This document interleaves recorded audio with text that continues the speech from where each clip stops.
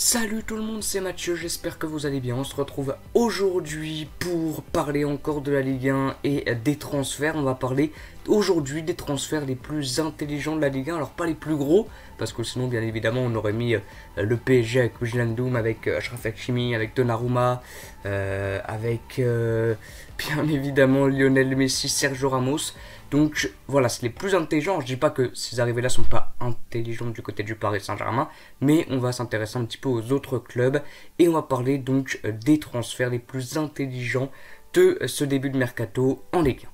Et on va commencer du côté du Racing Club de Strasbourg et l'arrivée de Kevin Gamero. Pour moi c'est très intelligent dans le sens où certes il a 35 ans mais il est très expérimenté déjà de la Ligue 1 parce qu'il a joué du côté par exemple de Lorient, il a joué aussi en équipe de France, donc il est très expérimenté, il est quand même très bon parce qu'il a joué dans de très bons clubs, bien sûr comme l'Atlético de Madrid, comme Séville, dernièrement comme Valence. Il n'y avait plus beaucoup de temps de jeu du côté de Valence, donc c'est vraiment très intelligent du côté de Strasbourg d'avoir été le chercher là-bas. Et il y a maintenant vraiment une très belle rotation à faire devant avec trois très bons attaquants maintenant, Habib Diallo, Ludovic Ajorc et Kevin Gamero. Donc pourquoi pas les faire jouer ensemble dans un trio, pourquoi pas tenter un duo avec Gamero Diallo ou Gamero Ajorc. Voilà, faut voir. Sur le premier match face à Angers, Gamero était rentré en jeu, mais je pense qu'il sera titulaire par exemple dès demain face au Paris Saint-Germain. Donc je pense vraiment que Strasbourg a fait le très bon choix en allant chercher Kevin Gamero, certes 35 ans mais qui va apporter sa touche technique et son expérience à ce club strasbourgeois. Alors là on pourrait parler même du club en lui-même qui a fait un mercato très intelligent, mais je vais prendre un joueur plus particulièrement, plus précisément. C'est bien évidemment l'OGC Nice avec déjà l'arrivée de Christophe Galtier, puis de son mercato vraiment très bon avec l'arrivée de Calvin Stengs, de Mario Lemina et de Justin Kluivert que j'ai mis donc dans ce top 5 des mercatos très intelligents, des transferts très intelligents. Vraiment c'est très intéressant de l'avoir pris, c'est un joueur qui est rapide, qui était du côté de l'AS Roma, avant du côté de l'Ajax je crois. C'est un très bon joueur, vraiment technique, rapide sur le côté droit, il est très intéressant, il peut être très intéressant avec par exemple Kasper Dolberg du côté de Nice. Donc c'est vraiment très intelligent de l'avoir pris. Et il y a un petit temps d'adaptation je pense, et ensuite quand ça va aller tout seul pour Justin Kluivert, pour Calvin Stengs, pour Mario Lemina. Et donc l'OGC Nice, vraiment, il faut les suivre cette année parce qu'ils vont, je pense, faire une bonne saison.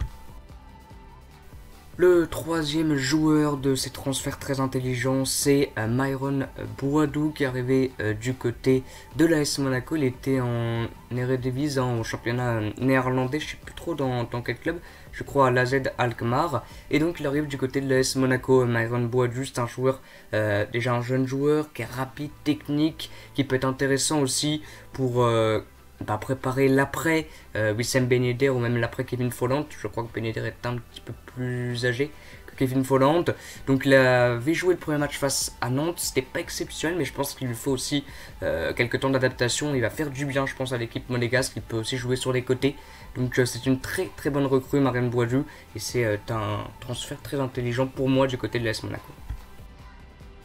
Donc c'est comme Nice, on aurait pu parler aussi de tout le mercato Marseille qui a été très intelligent avec les arrivées de Changing Under, de Lohan Perez, de Matteo Guendouzi bien évidemment, et de Konrad de la Fuente qui est pour moi voilà vraiment le joueur, en tout cas le transfert le plus intelligent de l'OM parce qu'il n'est pas trop connu. Je joue du côté du Barça, il a fait 3 matchs je crois qu'il est pro, sinon il était avec l'équipe B.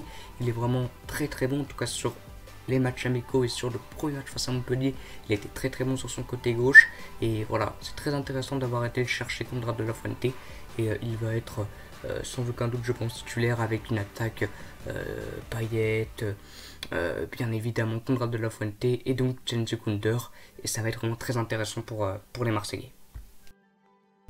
Et le dernier joueur, alors bien évidemment, il y en a énormément. Des transferts intelligents, j'en ai pris 5. Alors c'est pas dans l'ordre, hein, c'est pas un top 5.